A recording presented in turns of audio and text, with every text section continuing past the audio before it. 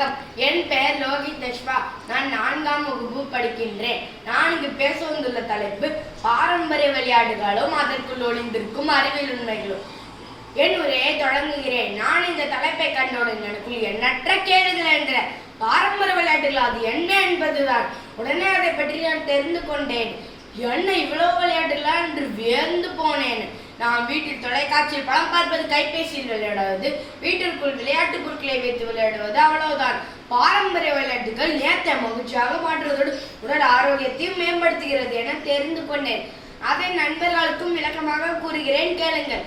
கல் தோன்றி மண் தோன்ற காலத்தில் தோன்றிய நம் மூத்த குடியான தமிழினத்தில் பல பாரம்பரிய விளையாட்டுகள் குவிந்துள்ளன.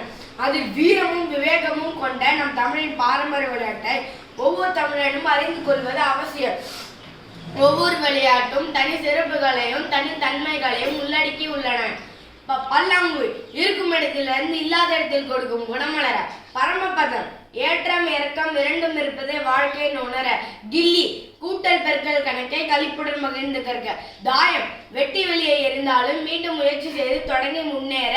நொண்டி சமமாக இல்லாத போதும் சாதிக்க தோன்றும் சக்தியை பெற. பம்பரம் குறித்திறன் அதிகரிக்கும், எதிராளின் திட்டம் பிடிபடும், பொறுமை தேவை புரியும்.